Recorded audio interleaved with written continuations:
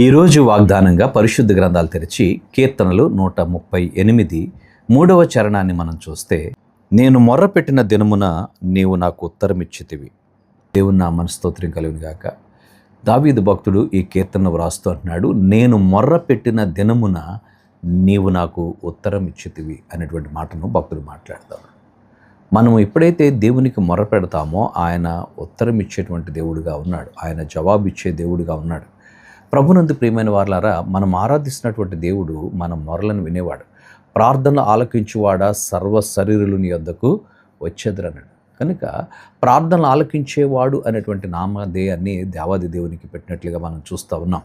ఈ ఉదయకాల సమయంలో దేవుడు మనతో మాట్లాడుతున్నాడు. ఆయన నిన్ను బలపరిచేవాడు, నిన్ను నడిపించేవాడు, నీ ప్రార్థనలకు సమాధానం ఇచ్చేవాడు. దావీదు దేవుని సన్నిధిలో మొరపెడుతున్నాడు. ఆయన ఆ దినమునే ప్రార్థన చేసిన ఆ రోజునే ఆయన ఉత్తరం ఇచ్చాడు.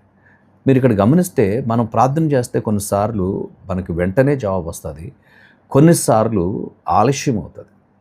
ఇక్కడ దావీదు అంటున్నాడు, నేను మొర్రపెట్టిన దినముననే నీవు నాకు ఉత్తరం ఇచ్చావు ప్రభువా అని ప్రభువును స్తుతిస్తూ ఉన్నాడు. ఎందుకు కొన్నిసార్లు ఆలస్యం అవుతుందంటే, దానివల్ల నీకు నష్టం జరుగుతుంది కనుక దేవుడు ఆలస్యం చేసి దానిని గురించినటువంటి మొరను పెడుతున్నప్పుడు కొన్ని విషయాలు నీకు తెలియజేస్తాడు. ఇప్పుడు కొన్నిసార్లు వెంటనే ఆయన సమాధానం ఇస్తాడు. దావీదు ఇక్కడ ప్రార్థించినప్పుడు వెంటనే జవాబిచ్చాడు. దేవుని ఎదుట మన హృదయం సరిగా ఉండాలి, దేవుని ఎదుట మన హృదయం యథార్థంగా ఉండాలి. మనము ఆయన చిత్తానుసారంగా దేవుని అడగాలి. ఆయన చిత్తానుసారంగా ఏది అడిగినా ఆయన మనకు అనుగ్రహించే దేవుడిగా ఉన్నాడు. రక్షింపనేరకి ఉన్నట్లు యెహోవా హస్తము కృచి కాలేదు, విననేరకి ఉన్నట్లు ఆయన చెవులు మందముగా లేవు అని చెప్తున్నాడు. అయితే ప్రభువుకి మనకి మన అవిధేయమైనటువంటి క్రియలు అడ్డుగా వచ్చినాయి.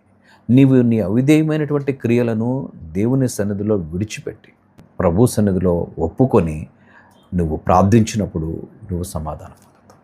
మనం జీవితాల్లో వెంటనే మన జీవితంలో కార్యాలు జరగంటే మన అవిధేయతను విడిచిపెట్టాలి. నేను చాలా ప్రార్థనాపరుణ్ణి అనుకుంటూ నువ్వు జీవించడం ద్వారా నష్టపోతావు తప్ప సమాధానం రాదు తప్ప. నీ జీవితంలో దేవునికి అప్పగించుకుని మనం ప్రార్థించినప్పుడు గొప్ప కార్యాలు మన జీవితంలో చేస్తాడు. అట్టి కృప పరిశుద్ధాత్ముడు మనకు అనుగ్రహించును గాక. పరిశుద్ధుడానికి వందనాలు. కొద్ది మాటలు మా వినికిల్లో దీవించండి, నీ సన్నిధి మాతో ఉంచండి. మా మొరను వినే దేవుడిగా ఉన్నావు, అందుని బట్టి నీకు వందనాలు చెల్లిస్తున్నాం. నీ బిడ్డలు చేస్తున్న ప్రతి ప్రార్థన అంగీకరించి సమాధానం అనుగ్రహించమని యేసు నామమున అడుగుచున్నాము తండ్రి. ఆమేన్.